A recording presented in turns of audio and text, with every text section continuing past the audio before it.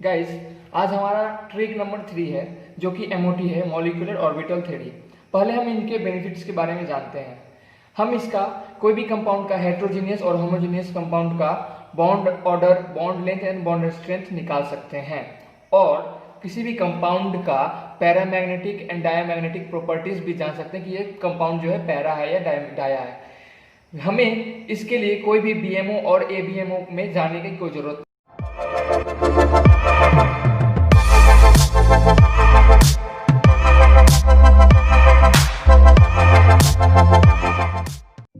Total number हम पहले इसमें कैलकुलेट करेंगे और सबको लिखेंगे, जैसे कि 10, फिर 11, 12, 13, 14, 15, 16, 17, 18। इसको एक पार्टिकुलर वे में लिख देंगे, ठीक है। फिर यहाँ हम 14 पे जाएंगे। 14 का बॉन्ड ऑर्डर हमें बस यही याद करना है। तो 14 का बॉन्ड ऑर्डर क्या होता है? 3.0 होता है। 3.0 होता है, जबकि N2 जो हो गया वो एक बॉन्ड ऑर्डर जिसका 3 होता है और इसका नंबर ऑफ इलेक्ट्रॉन 14 होता है, 7 2 14, ठीक है। तो अब हम क्या करेंगे, 3 के रिस्पेक्ट में, 3.0 के रिस्पेक्ट में हम एक 0.5 पीछे जाएंगे और 0.5 दोनों में पीछे जाएंगे, डिक्रीज करते जाएंगे, ठीक है। तो जैसे 15 हुआ, एक इलेक्ट्रॉन बढ़ा तो ये 2.5 चले जाएंगे। फिर एक 16 में एक इलेक्ट्रॉन और बढ़ गया तो ये 2 हो गया। फिर एक इलेक्ट्रॉन और बढ़ गया तो 1.5 हो गया। तो फिर ऐसे 0.5 घट रहा है, ठीक है। तो ऐसे ही हम देखते जाएंगे। फिर 13 है तो इसमें भी घट रहा है। फिर 12 में 2.2 हो गया। फिर ये 11 में 1.5 है और 10 में 1 हो जाएगा, ठीक है। अभी इतना जल्दी हम नहीं समझ पाएंगे, लेकिन इसको थोड़ा समझने के लिए टाइम देना पड़ेगा हमें, ठीक है। तो और हमें एक चीज़ ये भी ध्यान में रखना है कि ये 12 जो है डाया है, फिर ये 14 डाया है और ये 18 डाया है। बाकी सब पैरा है, यहाँ पैरामैग्नेटिक है, पैरामैग्नेटिक है इसमें, ठीक है। तो गाइस, अब हम एक एग्जांपल लेके समझते हैं इस चीज़ को, ठीक है। तो जैसे N2 हो गया, फिर से N2 पॉजिटिव हो गया, N2 माइनस हो गया, N2 2 माइनस हो गया और N2 2 प्लस हो गया। अब हम इसमें कैलकुलेट करेंगे टोटल नंबर ऑफ इलेक्ट्रॉन। हमारा क्या है करना, पहले इसका total number of electron calculate करना है, टोटल नंबर ऑफ इलेक्ट्रॉन, ठीक है। जब हम इलेक्ट्रॉन कैलकुलेट करेंगे तो इसका क्या हो जाएगा, 7 2 14। इसका electron total number of electron 14 हो गया। एक प्लस हो गया, यानी एक चार्ज घट गया। तो एक चार्ज घट गया तो ये क्या हो जाएगा, 13। फिर एक इसमें ऐड हो गया तो क्या हो गया, ये 15। फिर इसमें क्या होगा, 2 ऐड हो गया तो ये क्या हो जाएगा, 16। फिर इसमें क्या होगा, 2 घट गया तो क्या क्या प्लस साइन मतलब घटा रहा है ये, तो ये इसमें 2 घट गया तो क्या हो जाएगा, ये 12। तो अब हमें बस ये याद करना है, ठीक है। तो 14 में कितना है, 3.0, तो इसको 3.0 हम लिख देंगे, ठीक है। फिर ये 13 है, एक इससे कम है तो क्या हो जाएगा 2.5। फिर ये एक इससे ज़्यादा है तो इसमें भी 2.5। फिर ये 3 N2 जो है मतलब इस 16 से कितना 2 ज़्यादा है, ठीक है। 13 14 15 16, तो ये 16 पे यहाँ देख रहे थे हम क्या होगा, 2.0 हो जाएगा। फिर ये 12 है, तो 12 में हम कितना पीछे गए, ये देखिए 2.5 0.5 पीछे गए, फिर 0.5 पीछे गए तो यहाँ आ गया, इसका बॉन्ड ऑर्डर आ गया 2.0। अब हमें इसमें बॉन्ड ऑर्डर मिल गया, इस सब का बॉन्ड ऑर्डर है, बॉन्ड ऑर्डर जो कि इसे करते हैं BOND, बॉन्ड ऑर्डर। तो ये बॉन्ड ऑर्डर इतना इतना सब में आ गया। अब हमें क्या करना है, मान लिया जाए हम जानते हैं बॉन्ड ऑर्डर अगर इंक्रीज करता है तो बॉन्ड लेंथ क्या करता है, डिक्रीज करता है, और बॉन्ड स्ट्रेंथ जो है इंक्रीज करता है। ये तो हमें याद होना चाहिए, ठीक है। बॉन्ड ऑर्डर बढ़ता है तो बॉन्ड लेंथ घटता है और बॉन्ड स्ट्रेंथ बढ़ता है किसी भी कंपाउंड का। तो इस टॉपिक पे क्वेश्चन बन सकता है। क्वेश्चन क्या हो सकता है, calculate the bond order of the compound. किसी भी कंपाउंड का बॉन्ड ऑर्डर, जैसे CN माइनस हुआ, N2 प्लस हुआ, O2 माइनस हुआ, O2 प्लस हुआ, तो उससे हम बॉन्ड ऑर्डर ज्ञात कर सकते हैं जब total number of electron calculate करके फिर उसको जैसे हम बताएं तो वो ट्रिक से मतलब निकाल सकते हैं। अब क्या करना है हमें, और दूसरा क्वेश्चन टाइप क्या हो सकता है, arrange the following compound in decreasing और increasing order in the bond length, bond strength और बॉन्ड ऑर्डर। मतलब हम किसी भी कंपाउंड को अरेंज करने के लिए आएगा। ये जैसे कि अभी हम एक एग्जांपल ले रहे हैं, ठीक है। तो ये एग्जांपल में हम ले रहे हैं N2 माइनस, N2 2 माइनस और N2 प्लस, फिर N2 2 प्लस, सब इनका टोटल नंबर ऑफ इलेक्ट्रॉन 12 13 14 15 16। फिर हम क्या कर लिए यहाँ, इसके जो है N2 के जो है 3 बॉन्ड ऑर्डर लिख लिए, फिर इनके लिख लिए, फिर इनके लिख लिए, फिर इनके लिख लिए। अब हमें बॉन्ड ऑर्डर पता चल गया है तो हम बॉन्ड लेंथ भी पता कर सकते हैं और बॉन्ड स्ट्रेंथ भी पता कर सकते हैं। कैसे, बॉन्ड ऑर्डर जो है बढ़ेगा तो बॉन्ड स्ट्रेंथ घटेगा, बढ़ेगा एंड बॉन्ड लेंथ जो है घटेगा। ठीक है, तो अब हमें क्या करना है, इसमें से देखते हैं बॉन्ड ऑर्डर सबसे ज़्यादा किसका है। बॉन्ड ऑर्डर सबसे ज़्यादा किसका है, पहले हम बॉन्ड ऑर्डर के रिस्पेक्ट में अरेंज करते हैं। तो बॉन्ड ऑर्डर किसका है सबसे ज़्यादा, तो N2 का बॉन्ड ऑर्डर सबसे ज़्यादा है, तो सबसे आगे हम डिसेंडिंग ऑर्डर में कर रहे हैं। ठीक है, डिसेंडिंग ऑर्डर में कर रहे हैं ये। ठीक है, अब क्या कर रहे हैं, बॉन्ड ऑर्डर सबसे ज़्यादा किसका है बराबर में, या किसका ज़्यादा है, यानी 2.5 है बॉन्ड ऑर्डर। अब और बॉन्ड ऑर्डर किसका 2.5 है, N2 माइनस और N2 2 प्लस का। तो ये क्या हो जाएगा, N2 2 प्लस फिर N2 माइनस, जो कि ये सबसे ज़्यादा हो जाएगा, फिर ये दोनों बराबर हो जाएगा, फिर ये बड़ा होगा, फिर उसके बाद किसका है, N2 2 माइनस और N2 2 प्लस है, तो N2 2 प्लस ले लेंगे, फिर N2 2 माइनस ले लेंगे, जो कि एक दूसरे का इक्वल है यहाँ पे, क्योंकि यहाँ बॉन्ड ऑर्डर 2.0 है, यहाँ बॉन्ड ऑर्डर 2.0 है। तो इसके अनुसार से हम कंपाउंड का बॉन्ड ऑर्डर को हम कैलकुलेट करके और रीअरेंज कर दिए।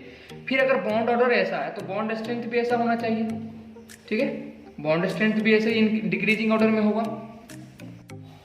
अब हमें क्या करना है, बॉन्ड ऑर्डर तो क्या हो जाएगा, इन्वर्सली प्रोपोर्शनल है, तो बॉन्ड ऑर्डर क्या हो जाएगा, इसके अनुसार से इसका सबसे ज़्यादा हो जाएगा, फिर घटते जाएगा। ठीक है, और अब हम किसी भी कंपाउंड, इस कंपाउंड में पैरामैग्नेटिक और डायमैग्नेटिक नेचर बता सकते हैं। 14 का हमने जैसा वहाँ बताया था, तो ये डायमैग्नेटिक था, फिर ये पैरामैग्नेटिक, ये पैरामैग्नेटिक, ये पैरामैग्नेटिक, फिर ये जो 12 है ये डायमैग्नेटिक हो जाएगा, क्योंकि 12, 16 और 12, 14 और 18 जो है डायमैग्नेटिक हो गया, बाकी सब पैरा हो जाएगा। तो कंपाउंड का पैरामैग्नेटिक और डायमैग्नेटिक भी हम गेस कर लिए। फॉर बॉन्ड लेंथ कंपैरिजन, ये चीज हमें ये जानना है, when bond order is same, यहाँ सेम है, यहाँ सेम है, तो जब बॉन्ड ऑर्डर सेम होगा तो if AB MO electrons increases bond length increases. ये थोड़ा याद करने वाला है, अगर बॉन्ड ऑर्डर सेम है तो अगर ABMO में इलेक्ट्रॉन बढ़ता है तो बॉन्ड लेंथ भी जो है बढ़ता है। फिर एक चीज में हमें इसमें रिमेंबर करना है, क्या, all odd number of electron species are paramagnetic. जितने भी ऑड नंबर के इलेक्ट्रॉन हैं, जितना मतलब टोटल नंबर ऑफ इलेक्ट्रॉन जिस भी कंपाउंड में ऑड है, वो जो है पैरामैग्नेटिक होता है नेचर में। जैसे कि 7 इलेक्ट्रॉन अगर होगा तो वो पैरामैग्नेटिक हो जाएगा, फिर से अगर H2 माइनस लेते हैं तो उसका ऑर्डर बॉन्ड ऑर्डर होता है 0.5 हो जाता है, और ये 2 1 3 हो जाता है, 3 इलेक्ट्रॉन, और ये भी पैरा हो जाता है।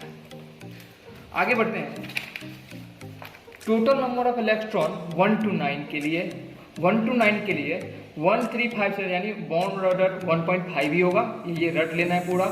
1 3 5 7 9 इलेक्ट्रॉन, अगर टोटल नंबर ऑफ इलेक्ट्रॉन इतना है तो बॉन्ड ऑर्डर 1.5 ही होगा इनका। क्या हो जाएगा, 1.5 नहीं 0.5 होगा, 0.5 हो जाएगा इनका, और ये पैरामैग्नेटिक हो जाएगा। ठीक है, फिर 2 4 6 8 के लिए, 2 और 6 के लिए बॉन्ड ऑर्डर 1 होता है, टोटल नंबर ऑफ इलेक्ट्रॉन 2 और 6 के लिए 1 होता है बॉन्ड ऑर्डर 1 होता है और डायमैग्नेटिक होता है। और 4 and 8 के लिए बॉन्ड ऑर्डर 0 हो जाता है और डज नॉट एग्जिस्ट करता है। अगर बॉन्ड ऑर्डर 0 होगा तो कोई भी कंपाउंड एग्जिस्ट नहीं करेगा। अब हम एग्जांपल लेते हैं, एग्जांपल में लेंगे क्या, जो B2 है, B2 यानी 5 दूना 10 इलेक्ट्रॉन इसमें टोटल हो गया, बॉन्ड ऑर्डर 1 हो जाएगा क्योंकि 10 इलेक्ट्रॉन ये हमने यहाँ पर देखा था। फिर बॉन्ड ऑर्डर जो है यहाँ इसका 1 हो गया और ये पैरामैग्नेटिक हो जाएगा। फिर कार्बन 12 इलेक्ट्रॉन होता है और ये डायमैग्नेटिक होता है 12 इलेक्ट्रॉन का, और ये बॉन्ड ऑर्डर 2 हो जाएगा। फिर H2 है, 2 इलेक्ट्रॉन यानी बॉन्ड ऑर्डर कितना हो जाएगा, 1 हो जाएगा और डायमैग्नेटिक हो जाएगा। फिर H2 प्लस है, 1 इलेक्ट्रॉन हो गया, फिर ये 0.5 इसका बॉन्ड ऑर्डर होगा क्योंकि 1 इलेक्ट्रॉन है और ये पैरामैग्नेटिक है। फिर H2 माइनस 3 इलेक्ट्रॉन हो जाएगा, इसमें 3 इलेक्ट्रॉन हुआ तो ये 0.5 हो गया और ये भी पैरा हो जाएगा। फिर H2 हीलियम 2 मतलब हीलियम कंपाउंड का जो है, तो इसमें 4 इलेक्ट्रॉन हो गया, 4 इलेक्ट्रॉन हो जाए तो बॉन्ड ऑर्डर 0 हो गया और कंपाउंड एग्जिस्ट नहीं करता है। ऐसा हम बहुत सारा एग्जांपल ले सकते हैं, जैसे कि अब हम ये O2 2 प्लस लेते हैं हम और O2 2 माइनस लेते हैं, O2 कितना compound total number of electron कितना हो जाएगा 8 और 16 और 16 2 घट जाएगा तो कितना हो जाएगा 14 इलेक्ट्रॉन हो जाएगा इसमें। फिर ये क्या हो जाएगा 18 इलेक्ट्रॉन हो जाएगा। तो ये 14 इलेक्ट्रॉन है तो इसका बॉन्ड ऑर्डर तो डायरेक्ट हम 3 लिख सकते हैं। फिर ये 18 हो जाएगा इलेक्ट्रॉन इसमें, तो कितना हो जाएगा इसका बॉन्ड ऑर्डर हम लिख सकते हैं 1। ये जो हम कंपाउंड इसमें बताए थे इसमें हम लिखे थे 18 का 1 हो जाएगा, ये भी डाया हो जाएगा और ये भी डाया हो जाएगा। तो हम ऐसे कोई भी हाइड्रोजीनियस और होमोजीनियस कंपाउंड के लिए अप्लाई कर सकते हैं।